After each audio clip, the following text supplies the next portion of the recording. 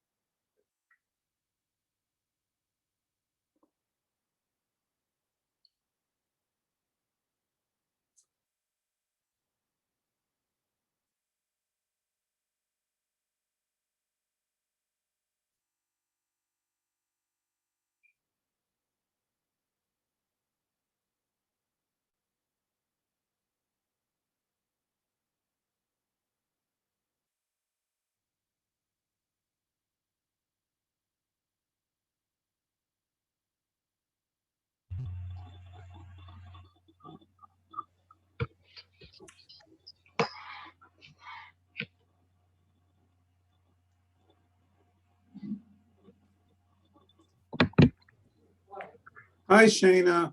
Hi, Walensky. How are you? I'm good. How are you? Good. I got on early so I could say hi. I'm honored. I haven't spoken to you for a while. Though I am disturbed that this is only a panel of one woman and not a man and a woman, but we'll let it go. Okay, I hope you'll be okay with being I'll be okay with it. For about an hour. Yeah. It'll be tough. No, I appreciate your voice about it and other people. It's been important for me to hear, seriously. Thanks. Yeah, there's some more behind the scenes stuff. I know them all. It's where I did my PhD. So yeah, right. I know. I understand that. Yeah. Hi, Mike. Hello. Hi, Shayna. Hi. That's Myra. I was like, who's like embodied female voice? So I was like, hi, Myra. Hi, logging in. Hey, Mike.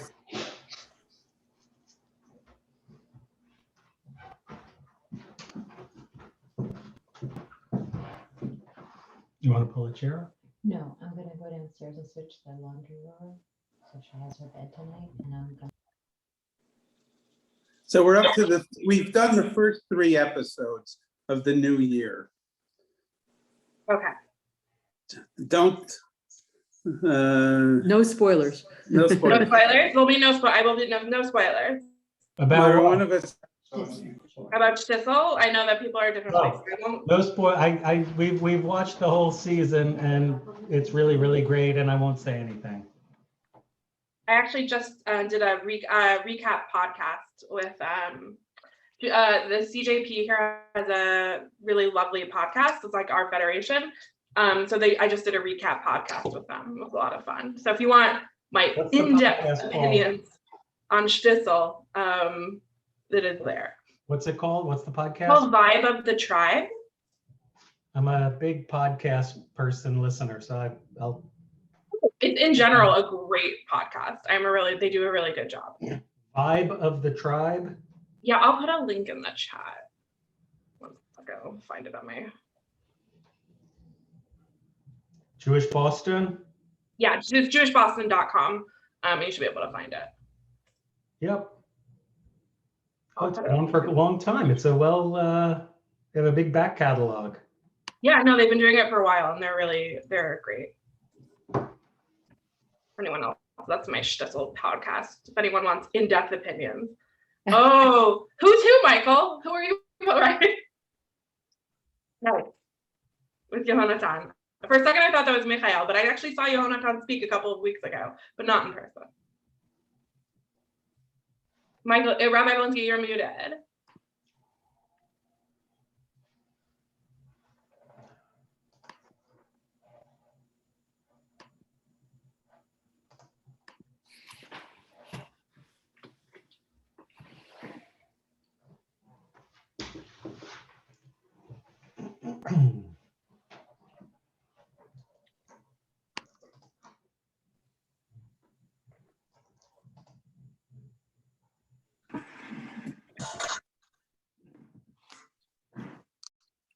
Is that her? Yeah, I think so.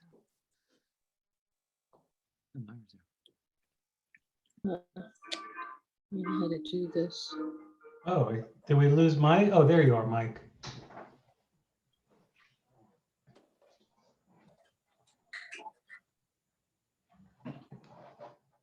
And you can do the formal introduction, but I just want to say it's such a zchut to have Dr. Weiss with us this evening. I know Shayna going back, I don't know, 15 years now or something like that, from time spent in the Heights. And in addition to being a brilliant scholar, I can personally attest that Dr. Shayna Weiss is also a brilliant cook and hostess and friend and just awesome, caring, great member of our people. And I was so thrilled when Elliot and Mike reached out to schedule this talk tonight. And it's also so fitting, this is a week at time when we're really thinking about Israel and our relationship with Israel and deepening our connection to Israel. So appropriate to have really a leading scholar in Israeli culture and art and cinema and film, and so many more things with us here tonight to educate us. So I'm just so happy she's here. And I'll turn it over to you, Mike, to do like the actual bio introduction that was unscripted. You can read the very impressive credentials on the bio, and then we'll get going.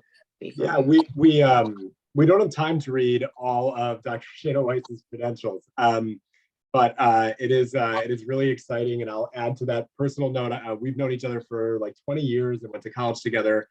And when we started talking about this the speaker series, the first name that we had and kind of the idea for it was we said we have to bring in Dr. Weiss, and then let's figure out some other speakers that would make sense too. But Dr. Weiss graduated from Brandeis University and went on in Near Eastern and Judaic Studies, and went on to get a PhD at NYU. Her dissertation is really, really interesting. It's a Each of Their Own, The Origins of Gender Segregation in the Israeli Public Sphere. And she's done a lot of both public scholarship on podcasts. She was just mentioning, might want to repost that in the chat, a little bit more people, done a bunch of podcasts and peer-reviewed articles as well, and book reviews, and is a real scholar on everything related to Israel, and runs the Schusterman Center at Brandeis for Israel Studies right now, and has taught at a myriad of universities in Israel here. And so we're really, really excited and humbled to have Dr. Shayna Weiss here to talk to us tonight. Thank you all so much. Thank you for having me. I have to say, this is a bit of a homecoming for me in the sense that, as a lot of you know, my dad is from Skokie, really Skokie, Lincolnwood. Well, he born in Skokie, moved to Lincolnwood as a kid, and his parents were Holocaust survivors who made a new life in Chicago after the war. So this is really a homecoming for me. I've spent a lot of time in Chicago, and hopefully I will be able to visit in person one day. So what I want to do today is talk a bit about what I see as this really interesting phenomenon in Israeli TV. Why all of the sudden, right? Or back up a second. What I see is different kinds of ways that ultra-Orthodox Jews are portrayed on Israeli television. But to do that, before we get into the TV part, I want to talk a bit about TV in Israel, a bit about ultra-Orthodox Jews, and some ideas about masculinity in Israel.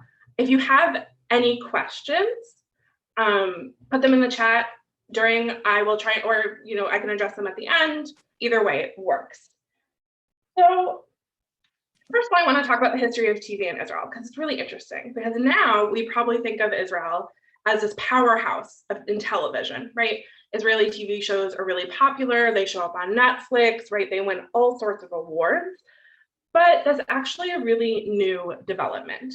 More recently, or I should say, back in the day, when TV was invented and the state was just beginning, the people who were in charge were actually really anti-TV.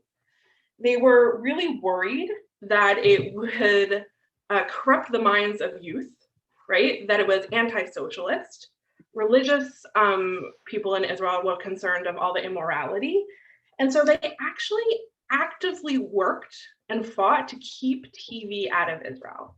Israel only gets TV in 1968, and that's one channel, right? And just to compare to other places in the region, Egypt gets TV in 1960, Jordan gets TV in 1956, right? So this is really late because they wanted it out. And they only have one channel until the mid 80s, right? I remember talking to a friend who studied TV and communications in the former Soviet Union. And when I told her this, she said, Shayna, even in Yugoslavia, they had 3 channels by the 80s, right? So Israel, in some extent, is really behind. But starting in the 80s, they get another channel. They get a second government channel. All right, I'm on. I have my headphones on. Okay. And then starting in the 90s, they get multi-channel cable, right? What we now know as of today. But it's a really late history, but it catches on really, really quickly. And at the same time in the 90s, when there's multi-channel cable, we also see Israelis start to challenge some of the big Zionist narratives, right? The population is changing. There's also the Oslo peace process, so there's questions of what Israel is going to look like. And of course, when you have multiple channels, you have more programming to fill. You have more room for more spaces and more things to do. So this is the moment that we're looking into, and this is the moment that we're seeing. And while today I'm going to focus on ultra-Orthodox Jews and how they're portrayed in Israel, know that there is conversations about diversity in the Israeli screen, the same way there are conversations about diversity here. So, there are shows about Israeli Arabs. Some of you may know Arab Labor, right? A great show written by Saeed Kashua, an Israeli Palestinian sort of person of letters. There are shows about religious Zionist Jews, Mizrahi Jews, etc. So this is just one small piece. So when we talk about Haredi Jews, I just want to speak very briefly about who they are, right? Obviously, this could be a whole nother series in and of itself, so that we have an idea of what kind of population we're talking about. For us, what I think the most important thing to know, and I think many of you probably already know this, is that ultra-Orthodoxy, right, is actually really new. So what do I mean by this, right? Of course, Jews have kept traditional Jewish law for thousands of years, right? Keeping Shabbat, keeping kosher, right? Those are not new things. But what is new is defending those practices in a world where, in this case, the authority of halakha, the authority of Jewish tradition, is not assumed to be the dominant voice. It's a self-conscious defense of tradition. And this makes sense if you think about Orthodoxy as one response to issues of modernity, right? We're talking about Israel, we're talking about Zionism. This comes off of movements in Europe where there was a question, how should Judaism shift or change to deal with what is going on in Europe? Issues of anti-Semitism, issues of not being accepted, violence. One of the answers, right, we know of is Jews should become socialist, right? That's Bundes. And of course, all these are huge oversimplifications, but it works for us now, right? Some people say, let's change our worship, right? Let's worship on Sundays, let's use the vernacular, right? That's what becomes Reform Judaism. And Orthodoxy, to some extent, is let's double down, right? Let's double down on our observance, and we can still do that in a modern world. Now, in terms of Israel, about 9%, or sorry, about 11% of Israel's population is ultra-Orthodox. It's a growing population, right? This population tends to have a lot of children. Those rates are actually dropping, especially as the women in this population get more and more educated.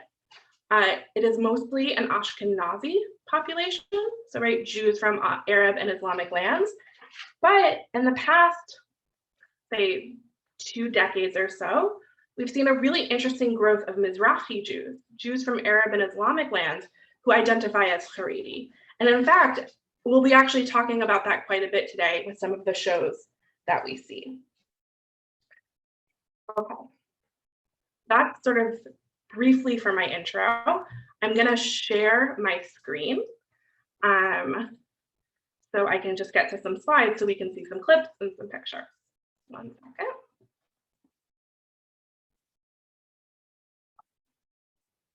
Let me.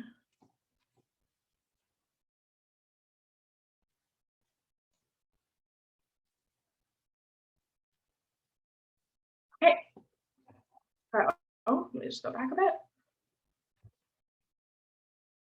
Okay, so let's go here. So before we get to the present day, I wanted to show you what is a really, really interesting sort of counter example. And that's these group of films called Kuni Lemel. And here we'll see, I think, a really good distinction between what was sort of the more stereotypical portrayal of ultra-Orthodox Jews and sort of what we see today. And now, obviously, these are films, not TV, but they share a similar visual language. So this movie, it's based on a sort of old Yiddish folktale. It's originally from 1966. There are also sequels. It stars Mike Bernstein, who is actually a Yiddish American actor who makes Aliyah and becomes famous to Israel. He still acts today. And the whole, there's a sort of very convoluted plot. It's not entirely worth explaining, but I'll say is that this rabbi wants to arrange or how should I say it here? There is identical twin brothers who are competing for an inheritance for their grandfather, except to win the inheritance, they have to be married to Jewish women.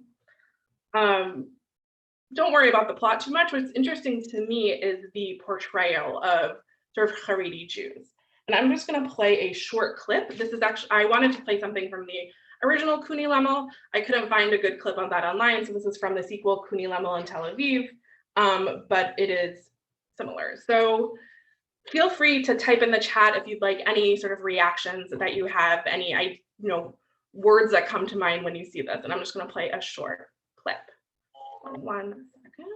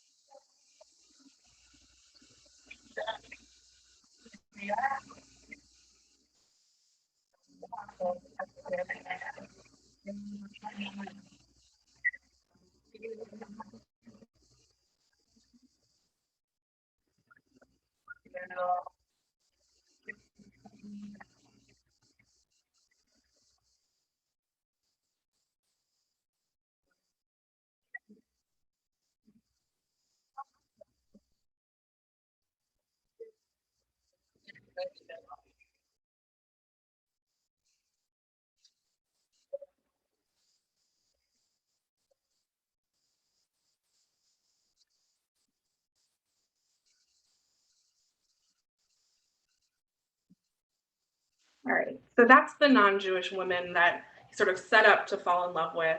And if you were to, think about how this person is portrayed, right? There's sort of a schlemazel, he's kind of silly, he's sort of overly sexualized, right? This is not a particularly appealing character. He's really the butt of a joke, right? And at the same time, there's a sort of sweetness to this. There's a nostalgia for this sort of shtetl life of Eastern Europe. But even more importantly, is it sets up a contrast between this exilic, right, diaspora Jew and the new Israeli Jew, right? I know we have a couple of very well-educated people in the audience, right? But we have this idea of an old Jew and the new Hebrew when we talk about Zionism, right? And honestly, I don't think I could find a better example of the stereotype of an old Jew than Kuni Lemel, right? It comes from this idea that Zionism is not just about creating a political homeland, right? It's also remaking the Jewish body, and especially the Jewish male body. This is, of course, in contrast to the strong Israeli soldier with lots of muscles, right? An image that probably many of you are familiar with. And for a long time, if, ultra-Orthodox Jews appear at all in Israeli popular culture, especially in film and television, this is how they show up, as sort of symbols of the old world. But as I mentioned earlier, this starts to shift, and this starts to shift about 15 years ago. And that's what we're going to talk about now.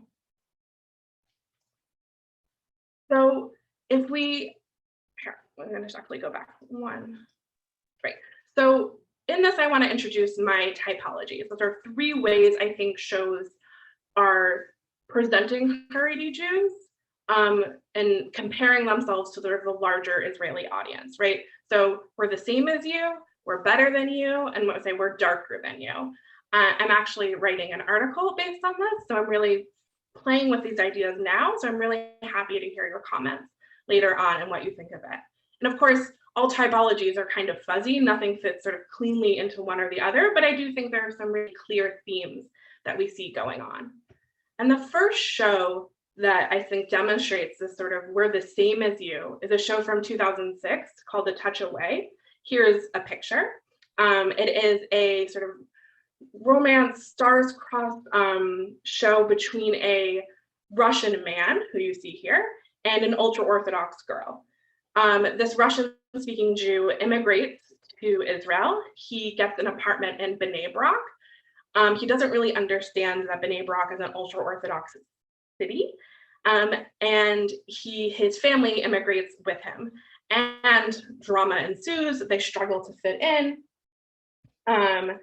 And what's interesting about this is that it shows these 2 outsiders as sort of parallel, right? Russian-speaking Jews and ultra-Orthodox Jews. They have a star-crossed romance. It's a phenomenal show. It's really interesting. And what's interesting to me, especially, is actually this was funded by an organization called the Avichai Foundation as part of their Gesher Fund, as part of to increase dialogue about different kinds of groups in Israeli society. I'm sure many of you have been to Israel, have spent time there. One of the things you may notice is that it's pretty segregated, right? People tend to live with people who are like them, secular, Mizrahi, religious, etc. They go to different schools, right? They spend their time in different ways. If Israelis meet different kinds of Israelis, it tends to happen in the army. Of course, not everyone goes to the army, right? So there's only certain kinds of mixing there, right? Israeli Palestinians, most ultra-Orthodox Jews don't go in the army. So the idea behind this is that by seeing these people portrayed on TV and their struggles, that there could be more dialogue and it could potentially influence how people think about these groups. It's an interesting question to think, right? Does watching a TV show change how you think about a group? Will it change how you vote about a particular social issue? I'm not sure, but it's an interesting question and one that people in the US also debate. And what's important about this is that, it says we're just like you. We have struggles just like you. We think just like you. And, it's sort of, like Shylock, if you prick us, do we not bleed? And of course, the best example of this is Shtisel, right? I'm not going to play the trailer. I know different people are in different positions in season 3. I will not give any spoilers away. But one of the reasons I think Shtisel works so well is because it's a family drama, right? It's really a drama about people. Yes, they're ultra-Orthodox. Yes, we learn about some of the, quirks of ultra-Orthodox life. But the things that happen in Shtisel happen in every single family, right? Death, love, romance, babies, right? It's not really a story about ultra-Orthodox Judaism, right? It specifically avoids, I would say, these sort of larger hot button political issues in Israeli society. or it mentions them only very briefly. Without spoilers, I will say I think the third season does a little bit differently with that, but either way, what we see in the lives of the Shtisel characters are not who will enlist in the army, who are you going to vote for, right? It's everyday life, and it makes it inherently relatable. And of course, what the most inherently relatable thing is, at least for Western audiences, is love stories, right? And there are plenty of love stories in Shtisel, right? Including, of course, between Akiva and Weeby. I want to talk a bit about what I see as this next category, right? What I see is, oh, we're better than you. And what I see here is sort of a different move. Instead of saying, we're just like you, we want to be like, understand that we have the same issues and the same problems. Here in these shows, they assert a sense of superiority, right? Of saying, actually, we are better than you. We have something to share, and you should learn from us. And I think no better show exemplifies this than Shabab Nikim. Shabab Nikim is a hilarious, funny show. It's marketed in English, as you will see, as The New Black. I will play the trailer for it in a second. And in this, there are 4 Haredi men, young men, as you can see here, who are supposed to be learning in a yeshiva in Jerusalem. The term Shabab Nikim refers to ultra-Orthodox men who aren't the best learners and are sort of bums. If you've spent time in Jerusalem, which I'm sure a lot of you have, these are the guys who hang out in, the nice Mahadran cafes, have really nice suits, right? And are doing a lot of things, except they're not really spending a lot of time in the Beit Midrash. So I want to play the trailer for this, and then I'm going to talk a little bit about it. And feel free, again, to put any questions, comments, etc. in the chat.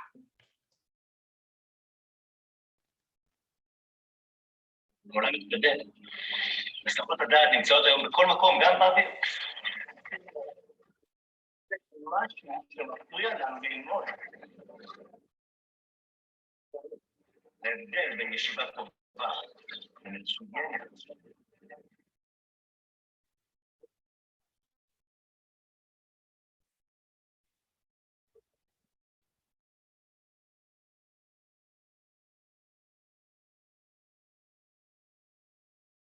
אם הוא מעיף אתכם מהישיבה, זה נגמר.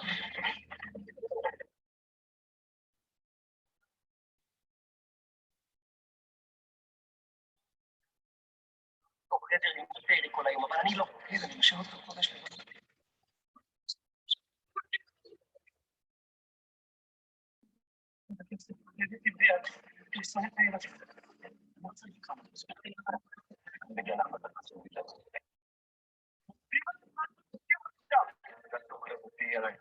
כמה סמלים.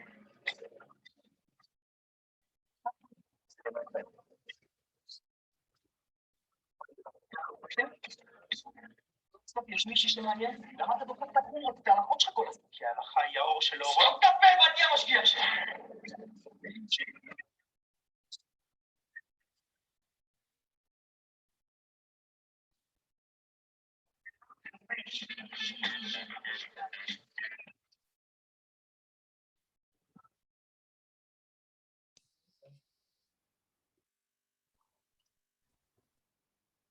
So, I saw that there were some issues with the audio beforehand.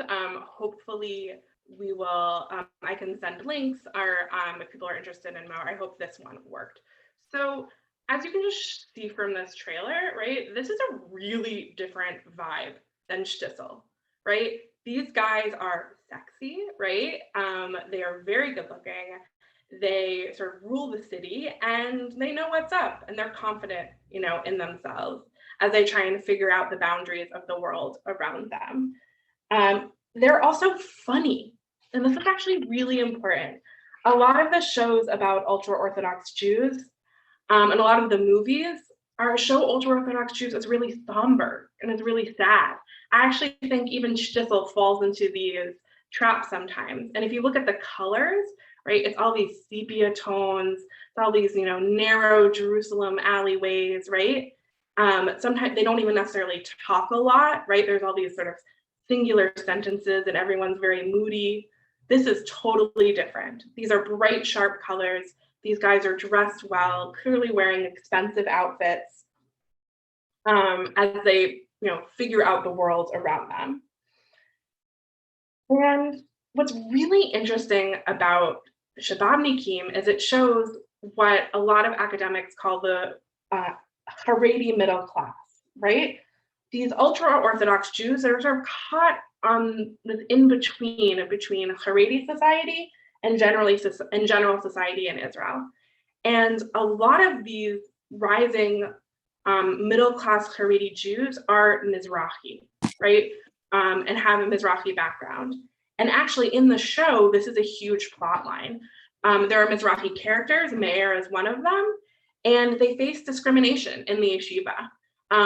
People assume they don't get as good matches for weddings. They're assumed to be not as intelligent. And the show actually critiques this racism and discrimination in really, really interesting ways. Another show that deals with these tensions is Makimi. So Makimi is a show, I believe it is on Amazon now. It is really interesting. And it is based on the true life story of Noah Yuval, get her name right, messing it up. One second. Noah Yaron Dayan. It is based on her memoir. You can see her here, and her husband as they become religious. These are the actors that played them. And the idea is sort of to sell the religious experience. It is based on a true story. Interestingly enough, this couple actually got divorced recently. The man has since given up his religious way of life while Noah has kept it going. There's a lot to say about the show as well. And one thing I wanted to mention is issues of gender and whose stories are told. One of the reasons I like Makimi is that it actually centers a woman's experience. That's sometimes somewhat rare in these shows. But if we think about, right, the trailer that we just saw, right, it's not showing the picture, but that's okay. With the new Black, it is light years of difference. These men are almost hyper masculine.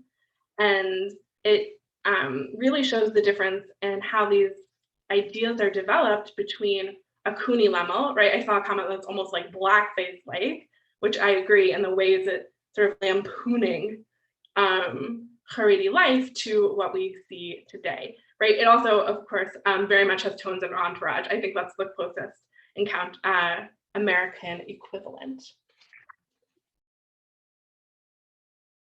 Okay. 1 second. All right. Now, I want to go to the last category, and that's what I call We're Darker Than You. As I mentioned, these first two shows, I would argue, or two categories, really avoid the bigger, larger issues of ultra-Orthodox Jews in the state of Israel, right? Where will things go? How about the army? How will this community continue relate to the state, etc.? They're almost depolitical on purpose. There's a newer wave of shows that go straight into the political, that say we actually want to grapple with this head on. And one of the ones I think that is most interesting is a show from 2017. It's called Autonomies. It's dystopian, right?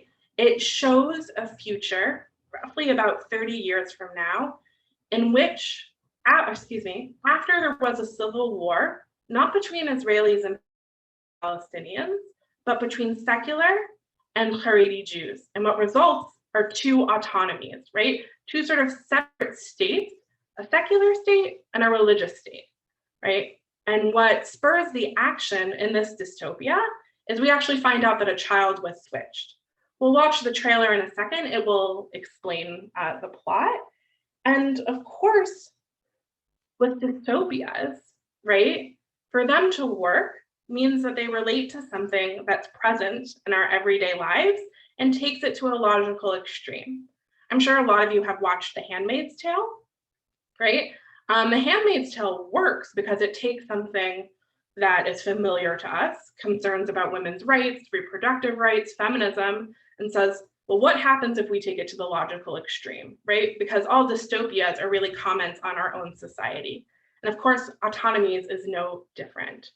So I am going to show the trailer, and I'm curious to see what you all think.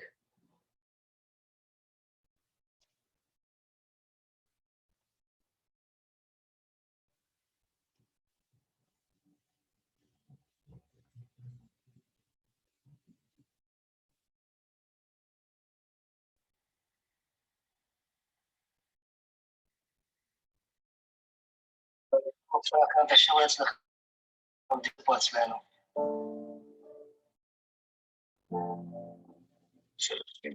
בארץ הזה בלנקס על הבזרחים של המדינה לציד האוטונומי.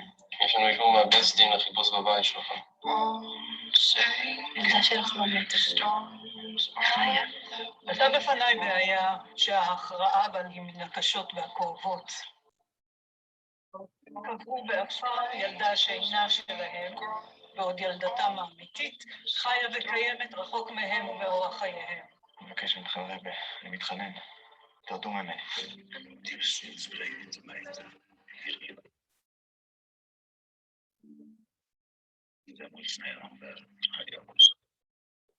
עלול להציג חבית של אבק שרפה ולחזור אותנו לימים שאנחנו חייבים.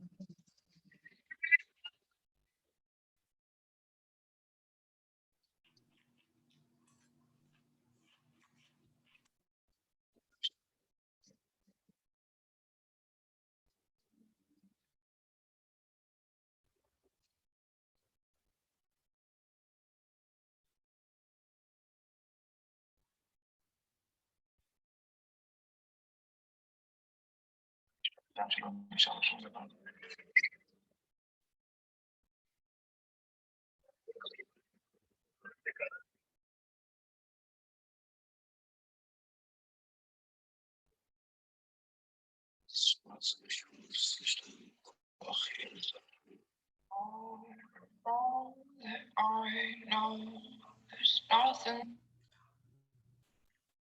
We have watched that, so the captions should be on. I have watched that trailer in the show multiple times, and it sort of makes me shiver every time, right? This is a really, really different kind of show than what we've seen before, right? This is a darker side, right? This is thinking about issues of power and law and family in really, really interesting ways. You know, we have these two realities that are divided by language, right? Yiddish and Hebrew. And we have this go-between, Broida, who actually behaves, he works for the Chaver Kadisha, the burial society, and because of that, he moves back and forth, right? But between the two autonomies, and also smuggles illegal materials back into the Haredi autonomy. He smuggled non-kosher reading materials of all varieties and non-kosher food as well. So that's one of the reasons he's chosen to sort of be this go-between. And, you know, you can understand, right, how this reflects on issues that are so salient in Israeli society and American society, right, as well. I was reading about sort of theories of dystopia, and one of the things I read was dystopia is used to provide a fresh perspective on a problematic social and political practice that might otherwise be taken for granted or considered natural and inevitable, right? It asks the question of where are we going and can we stop it? And that's one of the reasons I think autonomy is so interesting and so powerful. It is available on Amazon Prime. I highly recommend it. And then the last show I want to talk about today and start to sum up before we get to questions is Our Boys. Our Boys is a really interesting and probably the most controversial Israeli show that's been made in the past couple of years.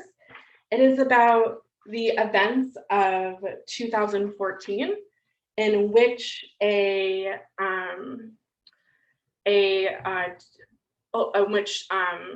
three teenagers were kidnapped by Hamas terrorists and killed. And as an act of revenge, Jewish terrorists caught a Palestinian teenager and lit him on fire in a revenge killing.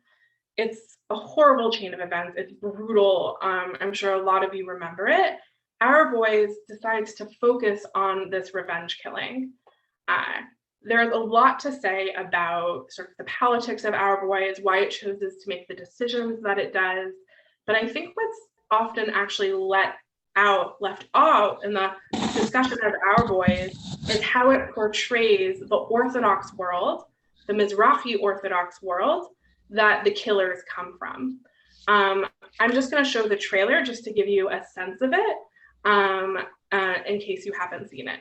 And as you can see here, it was made by HBO, which is also interesting.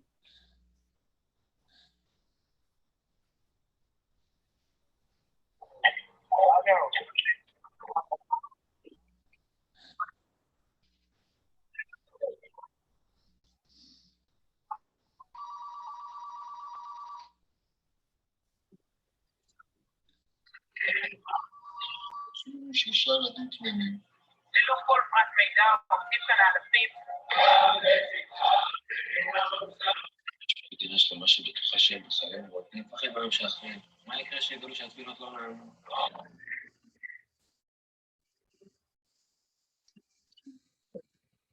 לא תמיד יש לי מספיק כוח.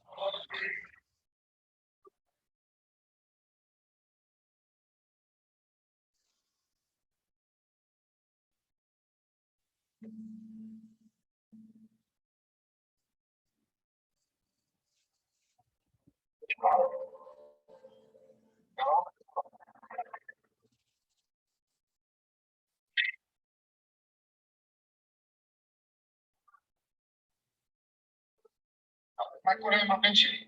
פעם נכנס. כולם ישראל בטירוף, כי נקמה זה דבר טבעי. אני רוצה רק להגיד שיש עכשיו הרבה שמועות בחוץ. אני מציעה לכם לא להסתכל על זה.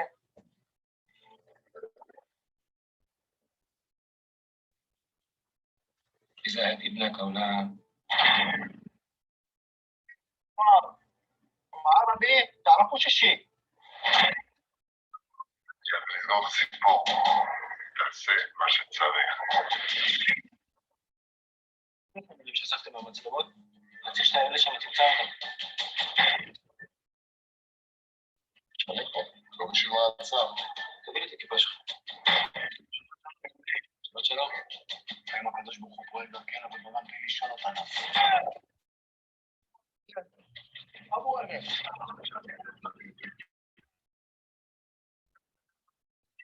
לשחוט.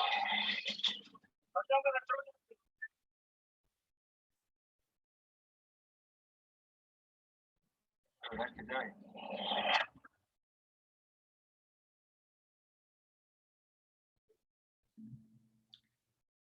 So obviously there's a lot to say about the trailer, about those events and what happened, and the show. But what's really interesting to me about this is how deeply it gets into the religious world and the dark underbelly of some of the more extremist religious elements in Israel and how that influenced the events that happened.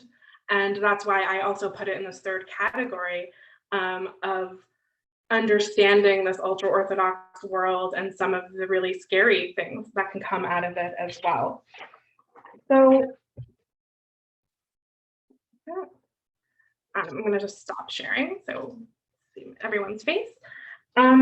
So I propose to you write these three ways of thinking about the ultra-Orthodox world in Israel through these three kinds of shows, right? Sort of we're the same as you, we're just like you. One is we're better than you. And the one, as we're the third one, as we're darker than you, or understanding the sort of dark underbelly, while still maintaining a very sophisticated stance on the ultra-Orthodox world.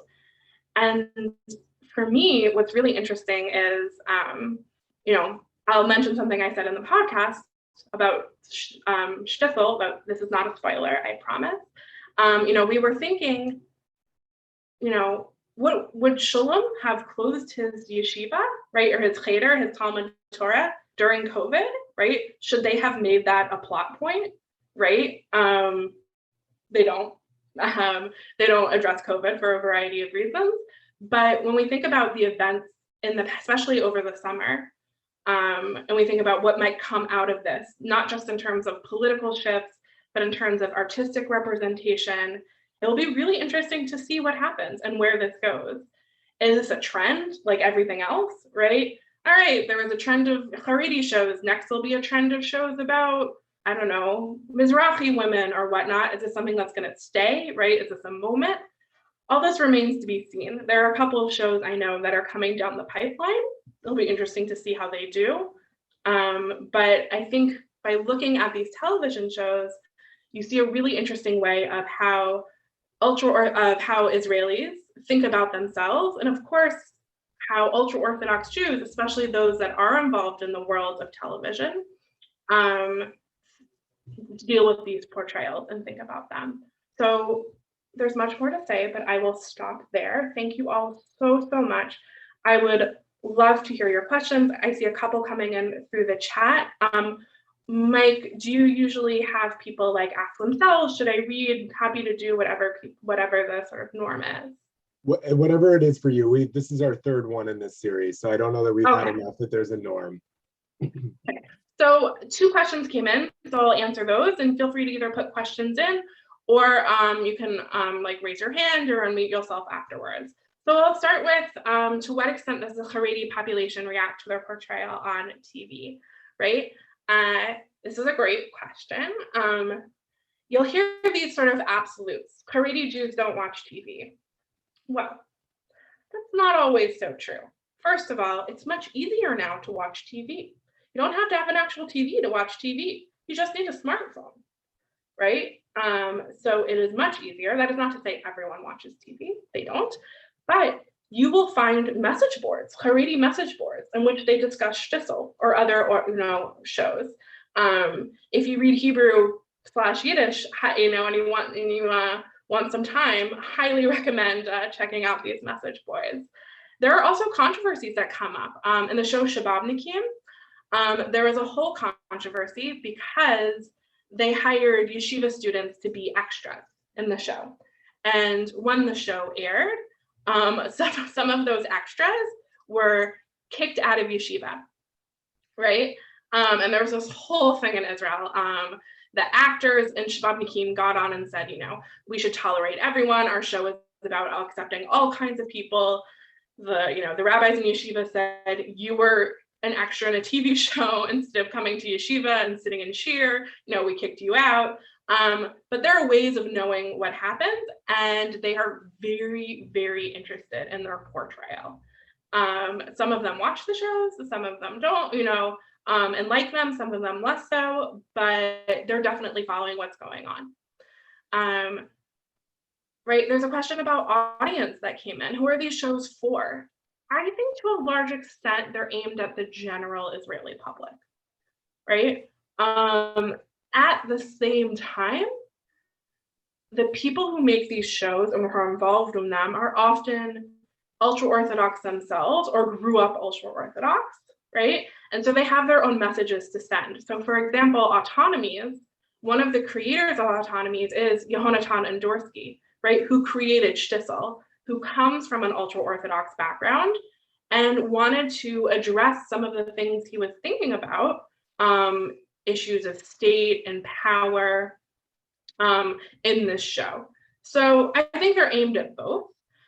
I would argue as well, and you see this really in the 3rd season of shtisel, again, no spoilers, they're addressing an international audience.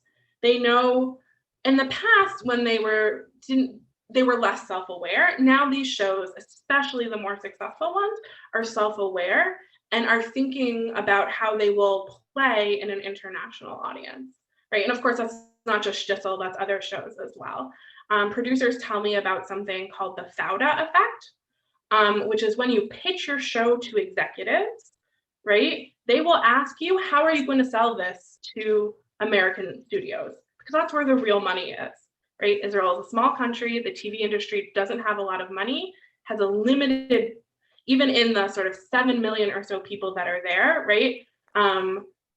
Israeli Palestinians tend to watch Arabic language programming. Russian-speaking Jews tend to watch Russian-speaking programming, although that's shifting somewhat with the newer generation, right?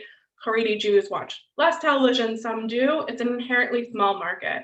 So the question of how you will sell in America is really a big question. And it's interesting to think, does that affect how people write their shows? Does it not? It's an interesting question. If people have other things that they want to ask, I am happy to hear. If people want to like raise their hands or unmute themselves, just feel free to go for it.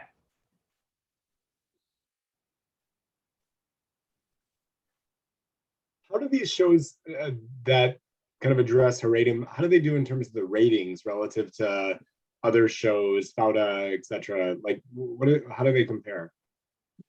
So they're popular. They're pretty popular. I mean, it depends. Some shows more popular than others, but these shows are very popular. I would say Shtisel, of all the shows that I've mentioned, is probably the most popular and has won the most critical and international acclaim, but they all get a lot of attention, and they are all watched. One thing I didn't bring into this, which I actually thought about, was the whole world of reality television. And I mentioned that because it's actually hugely important for showcasing different kinds of Israelis. If any of you have ever watched The Voice or MasterChef, or I'll say with my Israeli accent, The Voice, MasterChef, right? There's Israeli versions. They showcase an incredible amount of diversity. And you actually see a lot of Haredi characters in there. And they tell their story. There's often tears. They want acceptance.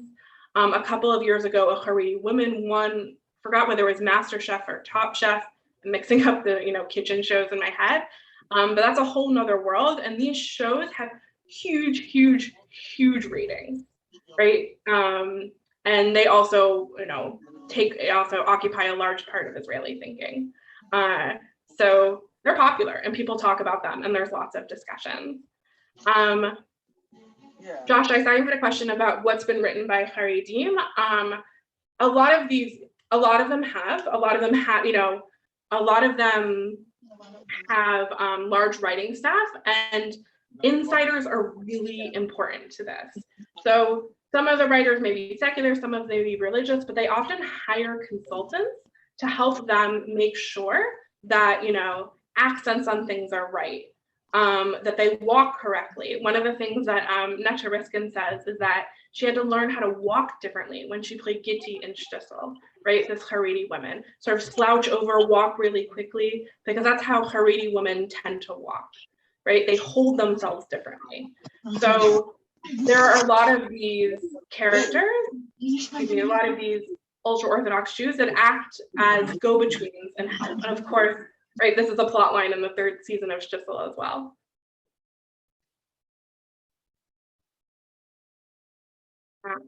So Sam, unorthodox. I'm thrilled you brought up unorthodox. Unorthodox is, I will say this, unorthodox, despite having Israeli actors, it's not an Israeli show. It's really a German and American production.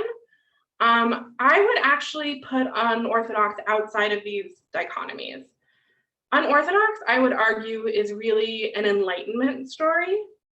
And by that, I mean, I know Joshua's in the audience, so right, we have these accounts of Jewish men in the 18 and 1900s who, stuck pamphlets of Hebrew literature or like Zionist ideas, right, in between their pages of Gemara, and they sort of learned to break free. Solomon ben Maimon is really the most famous one. And what we have in Unorthodox is the female version of that. It's a different narrative. It's about breaking free of this world and trying to join another. It doesn't operate in these Israeli sort of categories, although obviously, the actors are Israeli and there's some Israeli scenes in it. Unorthodox is not subtle, to put it mildly. I will say that it's very clear about sort of where the values of good and bad are. And while it's not like Kuni Lemel in that it is, it's a serious show, it's a thoughtful show, despite my disagreements with some of it, I would actually say in terms of this black and white, it's more similar to that. I think it's also really important to realize it's a German show, which is a whole other sense of baggage about how it thinks about religion and how it thinks about Judaism. But yeah, it's different. I don't think it works in these sort of categories.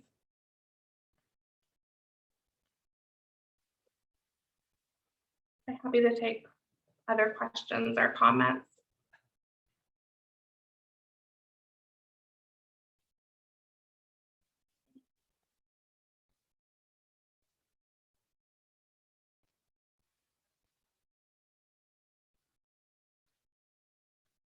So I just wanted to say thank you again so much for coming.